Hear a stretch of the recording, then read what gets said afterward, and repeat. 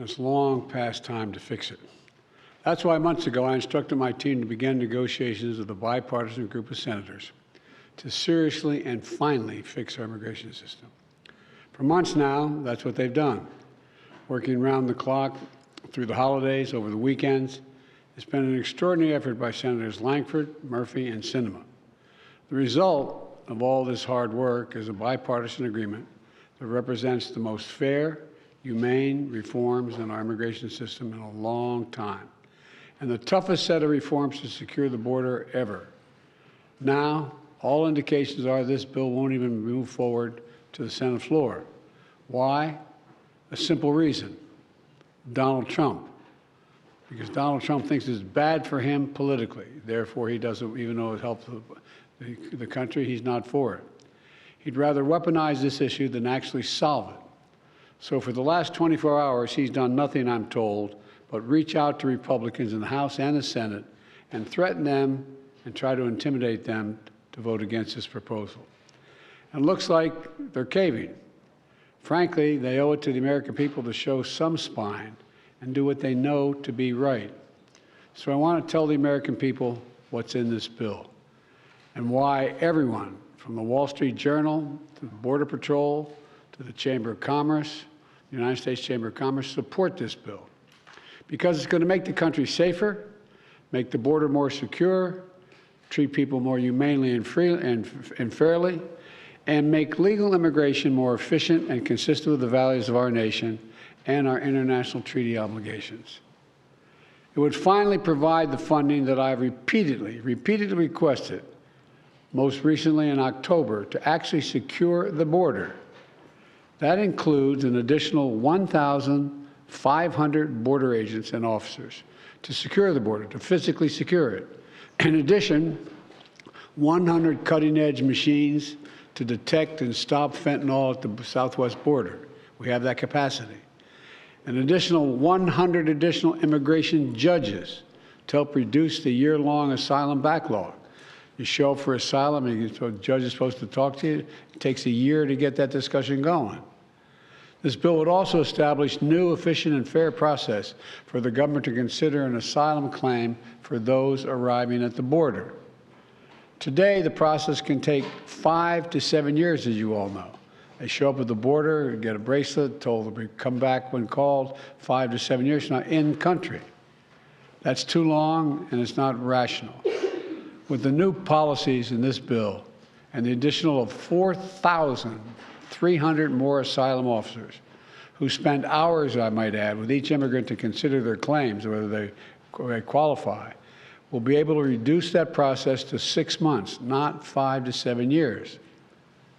This bipartisan bill will also expedite work permits so those who are here and who qualify can begin work more quickly. That's something that our governors, our mayors, and our business leaders have been asking me for and asking them for. All across the country, they've been asking for this. It'll also create more opportunities for families to come together for business, to hire additional workers. And for the first time in 30 years, this bipartisan legislation increases the number of immigrant visas for people legally able to come to this country through ports of entry. And it ensures that for the first time that vulnerable, unaccompanied young children have legal representation at the border. This bill would also give me, as president, the emergency authority to temporarily shut down the border when it becomes overwhelmed. The numbers are talking over 5,000 people trying to get in one day. The bill, if the bill were law today, it would qualify to be shut down right now while we repair it. Bottom line is, this bipartisan bill is a win for America because it makes important fixes to our broken immigration system. And it's the toughest, fairest law that's ever been proposed relative to the border. Now, it doesn't address everything that I wanted. For example, we still need a path of documentation for those who are already here. And we're not walking away from true immigration reform, including permanent protections and a pathway to citizenship for young dreamers who came here when they were children and who have been good citizens and contribute so much to our country. But the reforms in this bill are essential for making our border more orderly, more humane, and more secure. That's why the Border Patrol Union, which, by the way, endorsed Donald Trump in the 2020 election, endorses this bill. These are the people whose job it is to secure the border every single solitary day.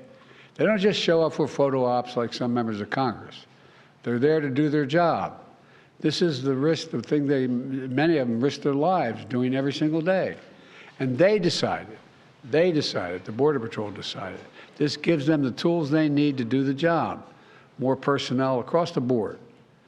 It's also why the U.S. Chamber of Commerce endorsed this bill, because they know this bill is not just good for the border, it's also good for American business and for the American economy. And it's why the Wall Street Journal endorsed the bill, with the headline this morning which reads, quote, "A border security bill worth passing. The Senate has reforms Trump never came close to getting."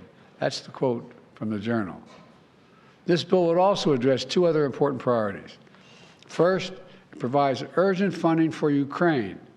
I'm wearing my Ukraine tie, my Ukraine pin, which I've been wearing because they're in dire straits right now defending themselves against a Russian onslaught, a brutal conquest.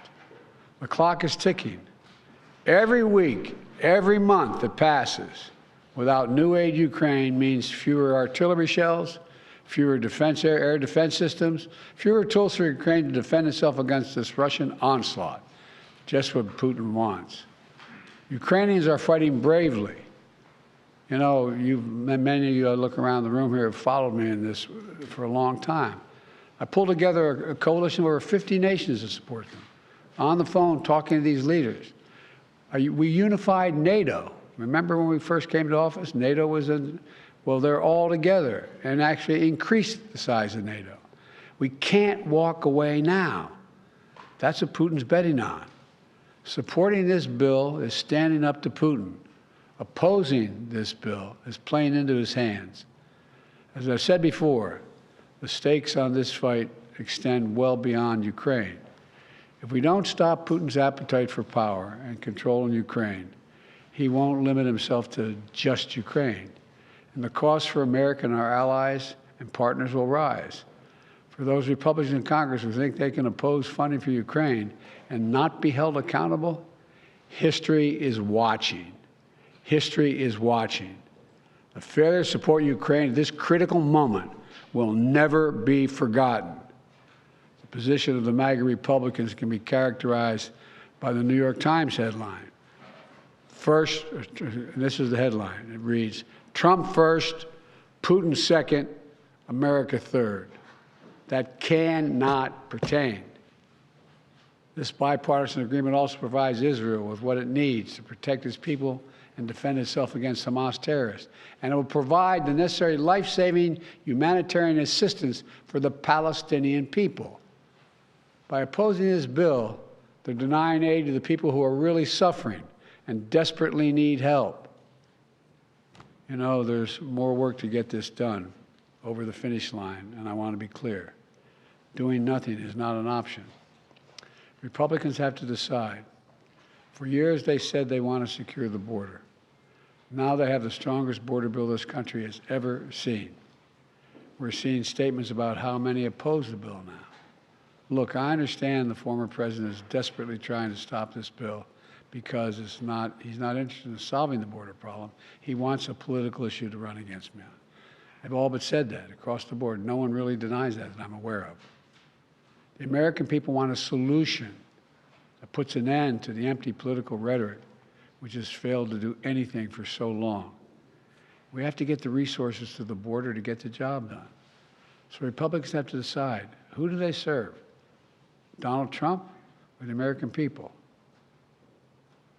Are they here to solve problems or just weaponize those problems for political purposes? I know my answer. I serve the American people.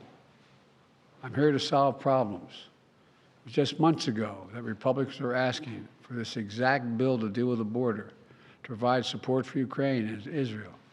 And now it's here. And they're saying, never mind, never mind. Folks, we've got to move past this toxic politics. It's time to stop playing games with the world waiting and watching. And by the way, the world is waiting The world is watching. They are waiting and watching what we're going to do. We can't continue to let petty partisan politics get in the way of our responsibility. We're a great nation. It's not acting like a great nation. So I'm calling on Congress to pass this bill, get it to my desk immediately. But if the bill fails, I want to be absolutely clear about something. The American people are going to know why it failed. I'll be taking this issue to the country, and the voters are going to know that it's not just a moment, just at the moment, we're going to secure the border and fund these other programs. Trump and the MAGA Republicans said no, because they're afraid of Donald Trump. Afraid of Donald Trump.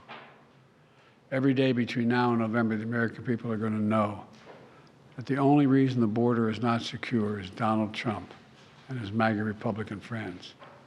It's time for Republicans in the Congress to show a little courage, to show a little spine, to make it clear to the American people that you work for them, not for anyone else. I know who I work for. I work for the American people. In moments like this, we have to remember who in God's name we are. We're the United States of America. You've heard me say it many times. There's nothing beyond our capacity if we do it together. We're right on the verge of doing it together. I hope and pray they find reason to reconsider blowing this up.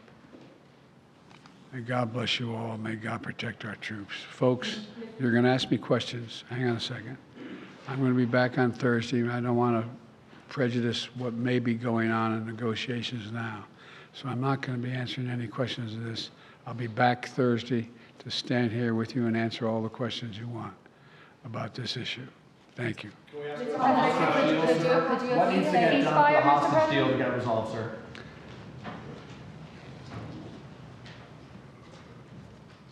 This indirectly has a lot to do with the hostage deal and what's going on in the Middle East. The decision on what we do relative to Israel, the decision what we do in terms of American funding, of whether we're going to engage with the situation in Ukraine. It all goes to the question of American power. It all goes to, does America keep its word? Does America move forward? There is some movement, and I don't want to, well, maybe choose my words. There's some movement. There's been a response from there's been a response from the opposition, but yes, I'm sorry, from Hamas, but it seems to be a little over the top. We're not sure where it is. There's a continuing negotiation right now. Mr. President, if this bill fails, would you consider supporting something separate that just addresses Israel or Ukraine? I'm not going to concede that now. We need it all. The rest of the world's looking at us, and they really are. Mr. President.